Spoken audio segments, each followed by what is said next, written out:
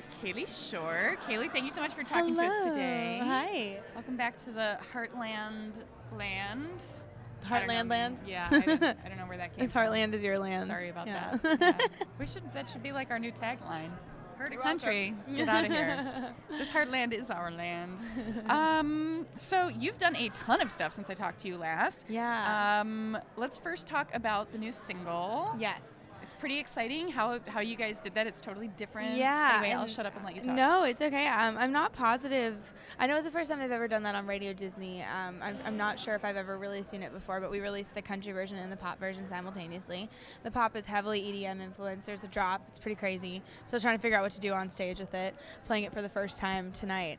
Awesome. Yeah, I'm super excited. But Radio Disney and Radio Disney Country premiered it simultaneously, and it's really cool to get to kind of lean into both influences. I got inspired to do it after spending some time in LA, soul searching this summer, writing pop songs for other people, and I just kind of fell in love with the process and challenging myself to, kind of get outside the box creatively.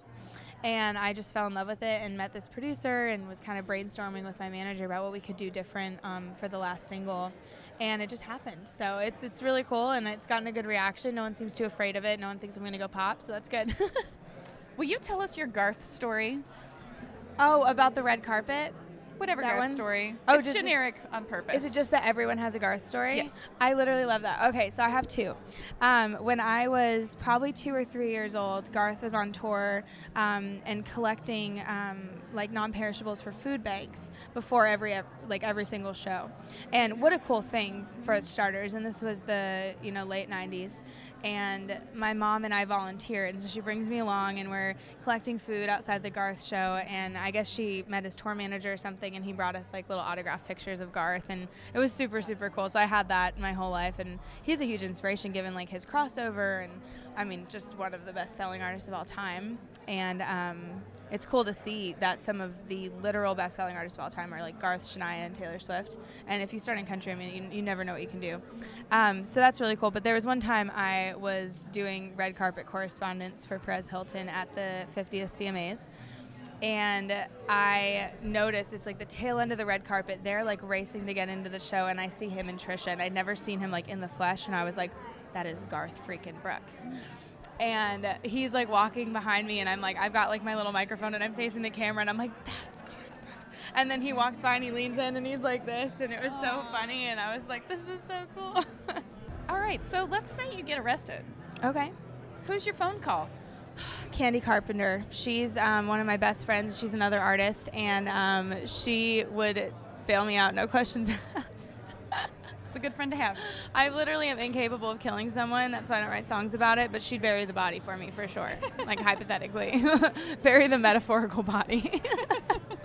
Well, tell us about your new album that you got coming out. So it's my first ever full length, and I am pulling a lot from my rock influences, and it feels really good. Me and my producer kind of decided to just sit down in the home studio and bring in members of my band and people I co-wrote with. So you'll hear a lot of my collaborators' voices on the project, and I've got some other really cool collaborations on it. I am working up a cover that I'm going to be doing on it of a classic country song, but like reimagined in a punk rock way, which will be really fun. Are you purposely not telling us what the song is? Yeah, just in case it doesn't happen. But I think it will. So I'm super excited about that, and it's just my writing has changed so much. I had a pretty crazy year professionally and a pretty crazy year personally, and I just really ran out of F's to give, and the only way I know how to write right now is just really from an honest place, and it feels really, really good to kind of air out all of my own dirty laundry, because once it's out there, you're just kind of like, well, that's that, Yes, ma'am. You can kind of move on from it, so it's going to be a time capsule of where I'm at right now, and, I think it'll be kind of cathartic, too.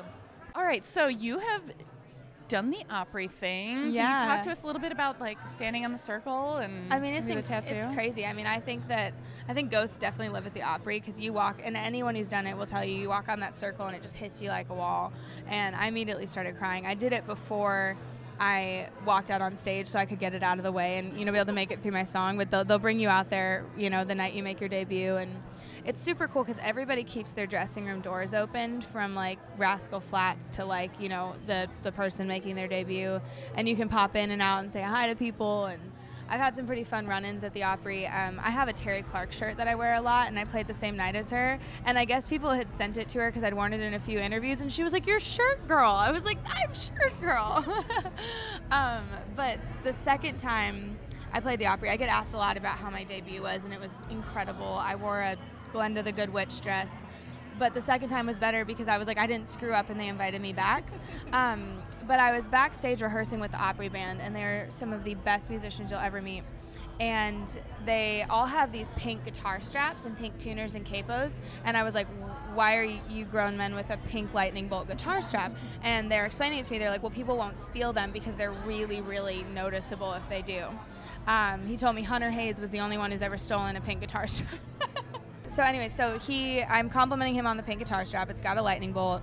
And he was like, well, do you want it? And I was like, yes. And so it says Opry Band in Sharpie. I started doing tick marks every time I play, and then I went and got a lightning bolt tattoo. Yeah. That rules. Yes. Awesome. Well, Kalie, thank you so much for talking to us. Thank you so much.